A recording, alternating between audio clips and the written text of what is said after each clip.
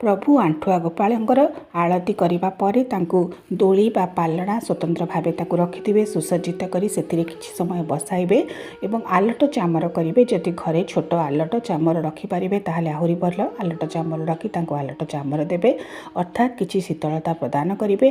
तापर किछि समय पर दोली आनी खटुली रे बसाइबे एवं पहड़ पकाइबे जहाँकि मध्याह्न पहड़ एपरी भाव में मध्याह्न धूप शेष हेब।